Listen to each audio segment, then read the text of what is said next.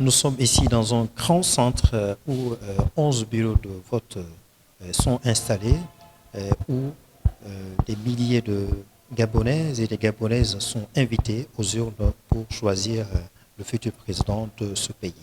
Alors effectivement, ce scrutin-là est surveillé par le président de la commission, en l'occurrence M. Ngouma. On va l'écouter tout de suite et va donner son impression par rapport à ce scrutin présidentiel qui vient de se passer. Bonsoir, monsieur. Bonsoir monsieur, nous sommes heureux de vous accueillir dans ce centre de vote qui regroupe 11 bureaux. Aujourd'hui, le Gabon vit son histoire par l'élection présidentielle qui va certainement nous conduire vers la 5e République. Ce scrutin a démarré ce matin à 7 h et a pris fin, selon les dispositions légales et réglementaires, à 18 h. Quelques bureaux ont pour quelques minutes dépassé l'heure indiquée du fait de l'heure de démarrage qui n'était pas 7 h exact.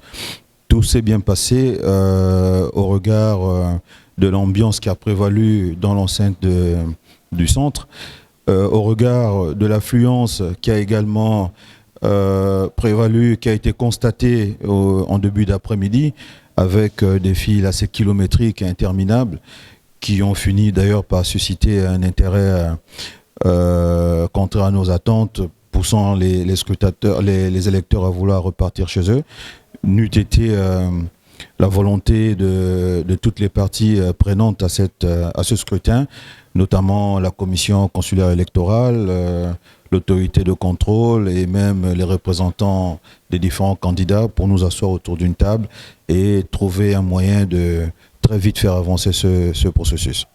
Vous pensez qu'au vu du processus, le déroulé de ce scrutin-là, vous estimez que la mission qui vous a été assignée est atteinte? Je peux dire oui, à partir du moment où c'est un processus qui s'est établi sur 2 phases majeures. La première phase étant la distribution des cartes d'électeurs, qui a duré 10 jours, une dizaine de jours, et qui s'est poursuivi aujourd'hui à l'ouverture du scrutin, avec, on va dire, la présence des distributeurs de cartes qui avaient déjà commencé cette activité au niveau de l'ambassade. Et donc, l'autre phase était celle du scrutin en lui-même, que ce soit la phase d'expression des votes et puis la phase de dépouillement et de décompte des voix qui est en cours actuellement.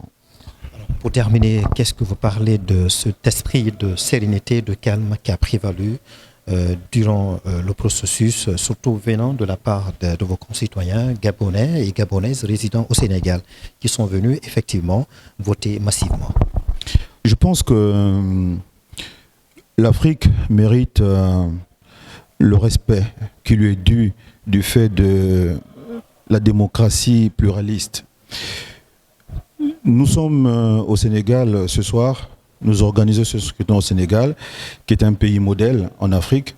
Et si le Gabon doit franchir des paliers et devenir aussi une école en matière de démocratie, cela commence d'ailleurs par ce que nous avons constaté aujourd'hui, et cela passe par l'attitude que les Gabonais ont affichée aujourd'hui. Je pense que nous sommes sur la bonne voie. Et les Gabonais ont compris que notre pays peut être un modèle aussi en Afrique. Vous savez, lors des récentes joutes électorales, on va dire les 3-4 dernières élections présidentielles, si je peux aller jusque-là, notre pays a souvent affiché une certaine peur généralisée. Souvent les magasins se vident, souvent les populations se ruent vers les approvisionnements qui, au final, ne leur servent même plus à rien parce que, quelquefois, les scrutins se sont bien déroulés. Donc, il y a une certaine crainte, une certaine peur qui s'est souvent emparée du peuple gabonais lors de ces périodes-là électorales et post-électorales. Aujourd'hui, il n'en est absolument rien du tout.